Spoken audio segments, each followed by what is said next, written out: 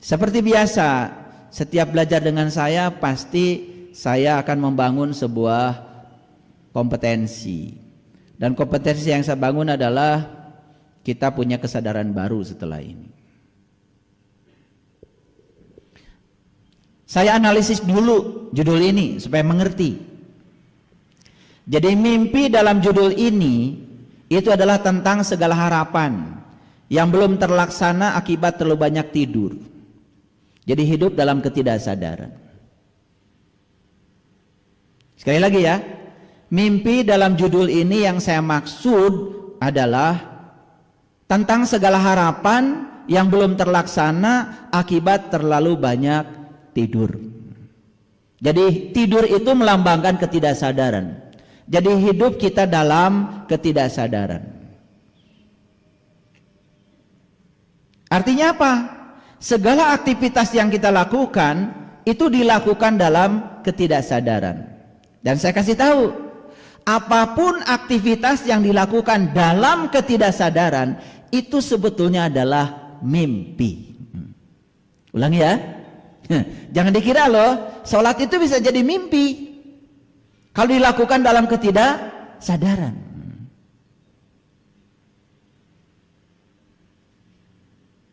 Apapun aktivitas yang dilakukan dalam ketidaksadaran itu adalah mimpi. Sekarang saya mau tanya, kapan Bapak Ibu mimpi? Ketika tidur kan? Gitu. Ketika tidur sadar atau tidak sadar? Tidak sadar kan? Ya. Ketika tidur mungkin kita melakukan aktivitas. Mungkin. Tapi aktivitasnya aktivitas otak. Tubuh kita sih kelihatannya diam, tapi ininya bekerja terus. Makanya nanti saya jelaskan ya, mimpi secara saintifik, baik secara psikologi maupun secara spiritual nanti saya jelaskan. Hasilnya nanti kita akan tahu selama ini tidur kita beres apa tidak. Karena saya pastikan ya, orang yang ini ya, yang tidurnya gak beres, itu hidupnya pasti gak beres. Ini sudah ada rumusnya, sudah ketemu formulanya. Karena saya seorang peneliti, jadi saya sudah meneliti. Saya banyak sekali mendapatkan keluhan dari orang yang tidurnya gak beres. Ternyata hidupnya gak beres. Karena tidur yang berkualitas itu akan menentukan hidup yang berkualitas. Orang yang tidurnya tidak berkualitas, kinerja tubuhnya ketika melakukan aktivitas juga tidak produktif. Coba kalian kurang tidur, ngambang kan? Betul nggak? Nah, kenapa bisa kurang tidur? Ada lagi, kenapa kita sering ngantuk? Nah, ngantuk itu dua macam. Satu ngantuk karena kurang tidur, yang kedua ngantuk karena kebanyakan tidur. Saya curiga aja. Ini ngantuknya itu karena kebanyakan tidur. Kalau banyak tidur itu pasti banyak mimpi. Betul apa tidak? Jadi ulangi lagi ya. Segala aktivitas yang dilakukan dalam ketidaksadaran itu adalah mimpi. Mimpi itu artinya tidak nyata, alias ilusi. Ini saya kasih tahu ya, karena ini saya ulang-ulang ayat ini. Dalam Quran surat An-Nisa ayat 142. Allah berfirman seperti ini. Innal munafiqina yukhadi'unallah wa huwa khadihum. Wa idza qamu ila shalah qamu kusala. Yura'unan nas wa la yazkurunallaha illa qalila. Begitu. Ngerti apa tidak? Ya itu. Tapi kalian itu kan sukanya membaca yang tidak dimengerti. Dan sudah membaca itu berulang-ulang, walaupun gak ngerti, sombongnya luar biasa. Merasa sudah punya pahala lah gitu. Betul nggak? Gitu. Karena gak ngerti ya terpaksa saya terjemahkan. Sebenarnya saya tadinya nggak mau terjemahkan. Saya pikir udah ngerti karena tiap hari baca. Saking seringnya baca sampai nggak tahu yang dibaca itu. Coba, kalau orang makan di restoran, dia sudah makan tempe 5, tahu 5, ya, sudah makan ikan 5. Ditanya, Bapak tadi makan apa saja? Pas dihitung, aduh lupa ya. Itu artinya dia melakukan aktivitas dalam keadaan tidak sadar. Itu sebetulnya termasuk kategori mimpi. Saya cuma khawatir aja sholat kita itu mimpi, syahadat kita juga mimpi, zakat kita juga mimpi, saum kita juga mimpi, jangan-jangan haji kita juga mimpi, karena semua dilakukan dalam keadaan tidak sadar. Oke? Mengerti sampai sini? Lanjut dulu. Kita kupas ayat yang tadi. Sesungguhnya orang munafik itu, kata Allah bukan kata saya, adalah mereka yang suka menipu Allah. Innal munafiqina yukhadi'unallah. Tahu menipu Allah. Dan kalau saya tanya semua yang hadir di sini, apakah kalian suka menipu Allah? Pasti jawabannya amit amit. Betul nggak? Betul nggak? Astagfirullahaladzim. Gitu. Menipu itu kan sederhana. Coba kalau penipu datang ke rumah kita, hadap-hadapan wajah dengan kita, bicaranya sesuatu yang berbeda dengan agenda di belakangnya. Betul apa tidak? Di depannya sih bicaranya baik-baik, tetapi kebaikan itu sebetulnya di belakangnya ada agenda lain. Jadi menipu itu seperti menghadap padahal tidak. Nah gitu sederhananya, supaya gampang, supaya nanti bisa membuktikan. Karena kalau nggak dibuktikan kan pasti akan menyangkal. Betul nggak? Kalau satanya suka menipu Allah, amit amit. Nah sekarang pakai bukti supaya nanti pengakuannya sederhana. Jadi menipu itu apa artinya? Seperti menghadap padahal tidak, gitu. Kan kalau kita sholat kan seperti menghadap, betul nggak? Sajadah mencong sedikit aja langsung diluruskan, betul apa tidak? Takut mencong. Padahal yang harus diluruskan itu bukan sajadah. Yang diluruskan itu ingatanmu kepada Allah. Sebetulnya itu yang disebut dengan syaf. Luruskan syafnya. Syaf siapa dengan siapa? Kita selama ini nggak ngerti. Syaf itu hanya antara kita dengan teman kita di samping. Udah gitu, kadang-kadang suka lebay. Betul nggak? Rapatkan sayap syafnya, langsung kaki dirapatkan. Betul apa tidak? Sampai bersentuhan dengan teman kita. Pernah saya tanya itu, kenapa kaki harus bersentuhan? Bahaya Pak kalau nggak bersentuhan. Kenapa? Setan bisa masuk dari situ. Lah, kalau ini bersentuhan kan bolongnya di sini lebih gede. Bukannya setan tetap masuk dari sini? Itu jawaban yang lucu. Tapi kelucuan itu kan sebetulnya sudah menjadi jawaban umum. Betul nggak? Karena berbicara syaf, selalu syaf itu adalah antara kita dengan orang lain. Ya kan? Rapatkan, luruskan, itu nggak ngerti kita itu. Sebetulnya jamaah yang sebenarnya itu antara kita dengan dia. Karena sholat sendiri kan artinya adalah penyatuan.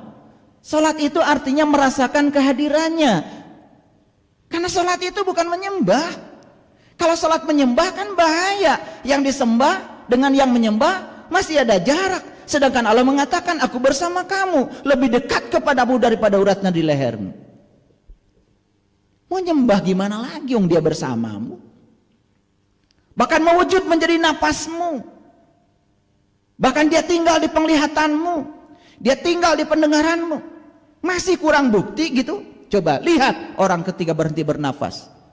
Walaupun punya mata tidak melihat lagi, punya telinga tidak mendengar lagi, dicocokin makanan apapun tidak merasakan lagi. Bukankah kita merasakan semua jenis makanan justru karena kehadiran dia? Nggak usah jauh-jauh belajar tauhid. Itu namanya belajar kesadaran. Makanya saya mau makan saja bisa menangis. Kenapa? Apa kira makanan yang dimakan itu sesuatu yang berbeda dengan diri kita? Tidak. Karena semua yang kita makan, energinya akan menyatu dalam tubuh kita. Materinya akan menyatu jadi darah kita, daging kita, tulang kita. Makanya hormati yang kita makan itu. Sekarang di piring, tapi sebentar dia akan berubah menjadi tubuh kita. Bukankah itu adalah calon tubuh kita? Makanya mau makan itu, hargai makanan itu. Cari makanan yang bagus, yang mewah. Jangan yang haram, jangan yang jelek. Hargai tubuhmu. Tubuh ini mahal. Pemberian Allah yang luar biasa. Pantaskan dirimu. Kasih baju yang bagus. Kasih sepatu yang bagus. Buat dirimu, kasih yang terbaik. Kalau buat dirimu saja kamu memberi yang terjelek, bagaimana kamu bisa menjadi murah hati pada orang lain? Untuk diri sendiri saja pelit. Punya duit taruh di bank, punya duit taruh di bawah bantal. Makan seadanya. Ya tubuhnya sakit, tubuh tidak dilayani, tubuh juga tidak akan melayani kita. Belum sampai jiwa kita diantarkan kepada tempatnya, tubuh ini sudah mogok, tidak layak pakai. Maka di usia muda, sang napas sudah tidak mau lagi masuk ke tubuhmu, gak layak pakai. Jantung sudah tidak berfungsi, paru-paru sudah tidak bisa mengubah karbon dioksida menjadi oksigen menjadi karbon dioksida. Darah sudah tidak mengalir lagi, sumbatan dalam tubuh banyak. Karena apa? Makan sembarangan. Saya kalau bicara begini pengen menangis. Kenapa? Saya memperhatikan begitu banyak orang yang punya tubuh yang luar biasa ini. Dia abaikan tubuhnya. Dia terus mengejar sesuatu yang hanya dalam mimpinya sendiri. Kita kembali lagi kepada tadi. Sesungguhnya orang munafik itu adalah orang yang suka menipu Allah. Menipu itu artinya apa? Seperti berhadapan tapi tidak. Mari kita jujur pada diri kita sendiri. Betul? Sajadah kita sudah diluruskan. Tapi begitu Allahu Akbar, barisan kita tidak rapat bersama Allah. Saf kita tidak lurus kepada Allah. Mencong-mencong. Itu yang tidak pernah kita urus. Masjid mencong sedikit saja, keluarkan uang miliaran. Harus lurus. Itu aja yang diperbaiki. No. Allah mengatakan walillahil masyriqi wal maghrib fa aina ma tuwallu fasamma wajhullah. Aku meliputi timur dan barat, dan kemanapun kamu malingkan wajah, aku akan mendapatkan aku.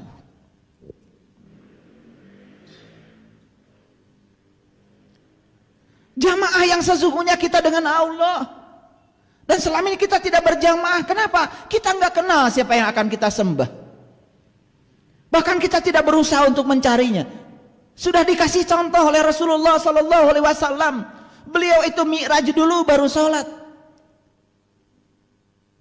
Jumpa dulu baru menyembah. Jumpa dulu baru bisa menyatu. Menghadapkan wajah batinnya. Lurus kepada dia. Itu safnya tidak mencong. Kalau sudah lurus kepada dia, apa yang terjadi? Tidak ada celah antara kita dengan Allah. Makanya tidak mungkin ada setan. Setan itu apa sih? Setan itu masuknya bukan lewat kaki, bukan lewat sini. Setan itu masuk lewat pikiranmu. Setan itu masuknya di sini, di sini. Ketika sop kita tidak lurus, sop kita tidak rapat, setan masuknya di sini. Apa itu setan? Ketika sholat kita memikirkan ini, memikirkan itu semuanya setan. Itu yang namanya tauhid, segala sesuatu selain Allah. Tetapi habis sholat sombong kita luar biasa. Rasanya sudah sholat, rasanya sudah menyembah dia. Untung Allah diam dan Allah tidak pernah bersuara. Bagaimana kalau Allah mengatakan, aku tidak merasa disembah olehmu. Sepanjang kamu sholat, kamu hanya menyembah ilusimu sendiri, pikiranmu sendiri.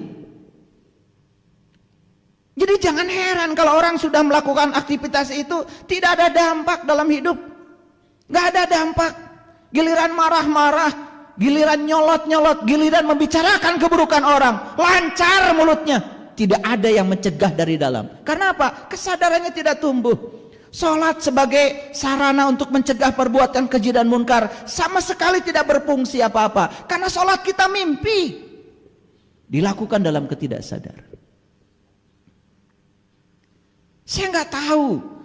Saya kalau ditanya oleh tim, ayah, Selasa ini judulnya apa? Saya kalau ditanya begitu saya nggak bisa jawab. Ketika otak saya masih di beta, itu adalah otak saya, itu pikiran waras saya. Dan saya untuk memberi judul saja, saya harus masuk ke gelombang alfa. Begitu saya sudah masuk gelombang alfa, udah rileks, saya tidak punya kemelekatan, saya tidak sibuk dengan pikiran saya, judul ini muncul.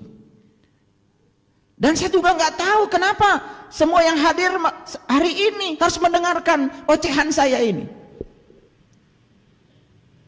Ingat, kelihatannya saya yang sedang berbicara.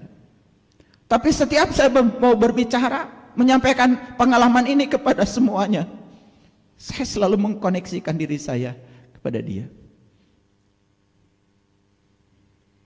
Subhanaka la ilma lana illa ma 'allamtana innaka antal alimul hakim. Maha suci Engkau ya Allah. Sungguh aku tidak tahu apa-apa kecuali Engkau yang memberitahu. Saya tidak pernah berusaha menghafalkan untuk ceramah seperti tidak. Saya cuma duduk di sini. Bismillahi tawakkaltu ala Allah, la haula wala quwata illa billah. Ya Allah, silahkan. Aku diciptakan Engkau untuk menjadi kepanjangan tanganmu, menyampaikan cinta kasih-Mu. Jika ada yang hendak Engkau sampaikan kepada semua hamba-hamba-Mu yang Kau cintai, yang sedang memasangkan telinganya di tempat ini ataupun di tempat lain, karuniakanlah kepada mereka ya Allah. Karuniakanlah kepada mereka.